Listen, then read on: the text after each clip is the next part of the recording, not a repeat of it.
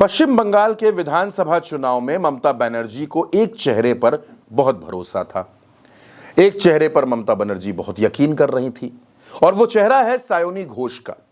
दोस्तों, सायोनी घोष ने अपनी मेहनत में कोई कमी नहीं रखी। सायोनी घोष ने जबरदस्त प्रचार किया, रैलियां की, खूब मेहनत कर डाली। लेकिन सायोनी घोष पूरे बंगाल में तो प्रचार करती रहीं, पूरे बंगाल में वो वोट मांगती रहीं, वो गाने भी गाती रहीं, वो स्टेज पर नाचती भी रहीं, उनकी रैलियों में भीड़ भी आती रही, वो पश्चिम बंगाल में सियासत की सनसनी भी बन गई। लेकिन अपने गढ़ में सायोनी घोष हार गई। सायोनी घोष जादवपुर की सांसद हैं। जादवपुर में 7 विधानसभा सीटें आती हैं और आपको जानकर यह बड़ी हैरानी होगी कि सायोनी घोष के संसदीय क्षेत्र में जो 7 विधानसभा आती हैं उनमें से 5 पर टीएमसी की बुरी हार हुई है और इनमें से 7 में से 4 सीटों पर बीजेपी चुनाव जीत गई है। कौन कौन सी सीटें आती हैं वो भी मैं आपको बताऊंगा। जादवपुर संसदीय क्षेत्र में एक सीट जादवपुर है। जादवपुर के अलावा यहां पर जो सीट है वो सोनारपुर दक्षिण की है, जहां पर रूपा गांगुली चुनाव जीती हैं। सोनारपुर दक्षिण के बाद यहां सोनारपुर उत्तर की सीट है, ये भी बीजेपी जीत गई है। इसके अलावा यहां पर जो सीट है वो टॉलीगंज की सीट है। टॉलीगंज की सीट भी बीजेपी जीत गई है। ये एक बड़ा झटका सायोनी घोष के लिए माना जा रहा है। इसके अलावा भांगर की सीट, वहां पर भी टीएमसी की बुरी हार हुई है, टीएमसी वहां पर चुनाव हार गई है। इसके साथ साथ बारुईपुर पूर्व की जो सीट है यहां पर टीएमसी को जीत मिली है और बारुईपुर की जो पश्चिम की सीट है वहां पर टीएमसी को जीत मिली है। इसके अलावा जो 5 सीटें हैं 7 में से, वहां टीएमसी चुनाव हार गई है।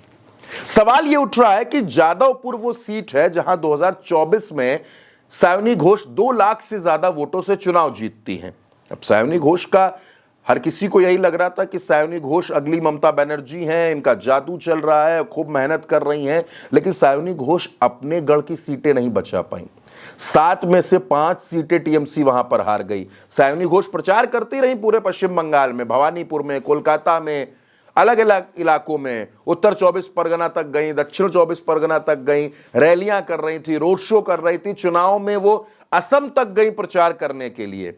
लोग सुन रहे थे उनके गानों को, लोग सुन रहे थे उनके भाषण को। हर किसी को लग रहा था कि सायोनी घोष करिश्मा कर देंगी, लेकिन सायोनी घोष कोई करिश्मा नहीं कर पाई। सायोनी घोष ने अपने गढ़ में टीएमसी को चुनाव हरवा दिया। क्या सायोनी घोष का जो प्रचार था वो ऊपरी प्रचार था? वो प्रचार सिर्फ हवा में चल रहा था? क्या बूथ लेवल पर टीएमसी कोई काम नहीं कर रही थी? क्योंकि कहा यह जा रहा था कि अभिषेक बनर्जी मास्टर आदमी है, बूथ जिताना जानते हैं, मैनेजमेंट के आदमी है, सब कुछ काफी शानदार है। लेकिन अग्नि परीक्षा ये पहली अग्नि परीक्षा मानी जा रही है और इसी में वो हार गए। अगर आप सायोनी घोष को देखिए, मैं सायोनी घोष की बात करता हूं, 2021 में वो विधानसभा का चुनाव हारी, पहली बार वो राजनीति में आई, विधानसभा चुनाव वो हार गई। इसके बाद 2024 में वो लोकसभा चुनाव लड़ती हैं और लोकसभा चुनाव में वो जीत जाती हैं, 2024 में जीतती हैं। हर किसी को लगता है कि सायोनी घोष सांसद हैं, अच्छा बोलती हैं, मजबूत नेता हैं, यूथ तृणमूल कांग्रेस की स्टेट प्रेसिडेंट हैं, तो उनकी पकड़ है, उनके पास वर्कर है। लेकिन क्या सायोनी घोष सिर्फ रील बनवाती रह गई? क्या सायोनी घोष सिर्फ सांसद के भौकाल में रील बनाना, गाने गाना और उसके बाद स्टेज पर जाकर के लोगों के बीच में एक ऐसा माहौल तैयार करना कि सायोनी घोष बहुत बड़ी नेता है, लेकिन असल में वो जादवपुर में कमजोर निकली? दोस्तों, एक मजबूत नेता, एक बड़ा नेता कौन होता है? नेता वही है जो अपने बूथ पर मजबूत है, जो बूथ जिताने की क्षमता रखता है, वही नेता है। उसके अलावा सिर्फ और सिर्फ सोशेबाजी है। कोई नेता बहुत बड़ा नेता है, उसका बहुत बड़ा नाम है, वो प्रदेश की राजनीति कर रहा है, देश की राजनीति कर रहा है, लेकिन उसका जो गढ़ है, जहां से वो सांसद है, जहां से वो चुनाव जीत के आया है 1.5 साल पहले, वहां 7 में से 5 सीटें वो हार जाता है। तो ऐसे नेता को क्या माना जाएगा? ममता बनर्जी को एक बड़ा नुकसान हुआ। ममता बनर्जी ने सोचा कि वो महिलाओं को आगे बढ़ाएंगी, महिलाओं को टिकट देंगी। उन्होंने सायंतिका बनर्जी को टिकट दिया, श्रेया पांडे को टिकट दिया, अदिति मुंशी को टिकट दिया। अदिति मुंशी तो विधायक 2021 में जीत भी चुकी थी, सायंतिका बनर्जी भी विधायक थी। लेकिन फिर पता नहीं ऐसा क्या हुआ कि पश्चिम बंगाल में ये सब लाइन से चुनाव हार गई। शायद इन सबको यह लग रहा था कि ममता बनर्जी का चेहरा है, टीएमसी की सरकार है और हम पश्चिम बंगाल में जीत लेंगे, यहां पर बीजेपी का कुछ नहीं है। क्या यह ओवर कॉन्फिडेंस सायोनी घोष को ले डूबा? यह सवाल इसलिए है क्योंकि सायोनी घोष अपने संसदीय क्षेत्र में टीएमसी को नहीं जिता पाई।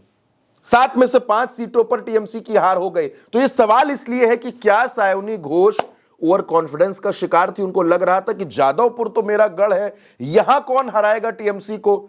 और वो बाहर प्रचार करती रही, काफिले में घूमती रही, रील बनाती रही, बारिश के मौसम में जो रील बन रही थी सब कुछ होता रहा और आखिर में वो जादवपुर में आकर चुनाव हार गई। जादवपुर जो गढ़ है, ममता बनर्जी जहां सांसद रह चुकी हैं, उस जादवपुर में टीएमसी की इतनी बुरी हार हुई है। इस हार के पीछे बहुत से कारण हैं, लेकिन एक जो मोटा मोटा कारण नजर आता है, जो वजह नजर आती है, वो ये कि सायोनी घोष ने जादवपुर को बिल्कुल छोड़ दिया था। उनको लग रहा था यहां तो हम जीत लेंगे, बाहर का संभालते हैं चलकर। और अपने गढ़ में, अपने घर में सायोनी घोष चुनाव हार गई और चुनाव हारी।